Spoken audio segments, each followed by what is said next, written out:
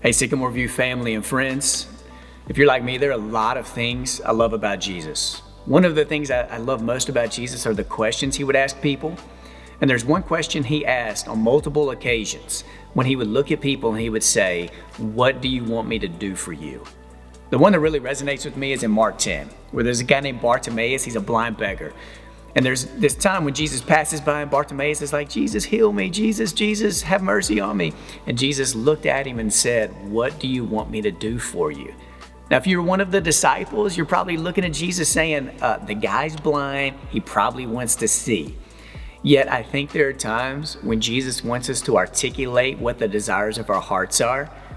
So instead of Jesus just doing things sometimes, he would say, "What do you want me to do for you?" This is a question I've taken. I use this question a lot when I'm sitting with people, helping people work through some of the troubles of their lives. There are times I will say, hey, instead of me asking, "What do you want me to pray for?" I want to ask it this way. What do you want God to do for you? It's a question that seemed to work 2,000 years ago, and maybe it's a question that God still asks now. Even in this season that we're in right now, what do you want me to do for you?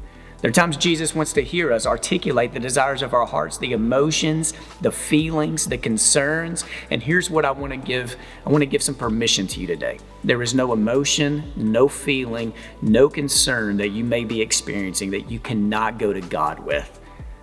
There are times people have come and they sat with me and they're like processing some of the emotions in their life or some of the feelings toward God. And they'll even say, this has happened multiple times, I'm feeling just so angry about the way things have happened. And I'm kind of angry with God because, if God really is a good God, why did things happen the way they do?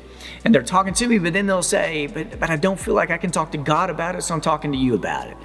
And this is what I'll usually say. Do you believe God can hear our conversation right now? And people will say, yeah, I guess God can.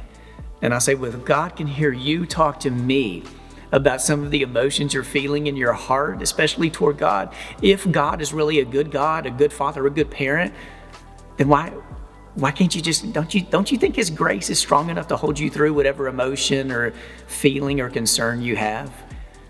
So I want to give you permission. There's no emotion, no feeling, no concern you can't go to God with, especially during this time. And the Bible gives us permission like this. The Psalms are full of just honest expression. The book of Job, honest expression. Even with Jesus, the way he would pray sometimes, just honest expression. So back in 2010, after Jenny died, about a year after that, I went through this period of my life where it wasn't that I was questioning the existence of God, but I went through a season where I was questioning the intervention of God. Like, when does God choose to step in and intervene? And when does it feel like God may be keeping his hands off a little bit? And so in this time, I felt like God gave me permission. Hey, there's a lot of stuff that's built up in your heart. Why don't you just take some time and journal about it? It developed into what was my first book called Scarred Faith. But Scarred Faith didn't begin with me sitting down trying to write a book. It began with a 40-day commitment in the season of Lent in the year 2011, where I just sat down to journal and just to process and express emotion. And then there was one day I wrote a letter to God. It was a few pages. It was raw. It had every emotion you could imagine. And I just laid it out. Just everything in me. And I felt like the grace of God gave me permission that, hey, we're in this relationship together and I just want you to get it all out. And there was this healing that took place in my life.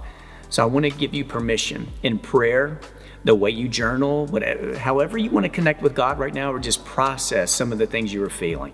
There's no emotion, there is no feeling, there's no concern that is too big for our great God to take and to somehow tend to us while we do that. So try it this week. Just honest expression. Our God can handle it.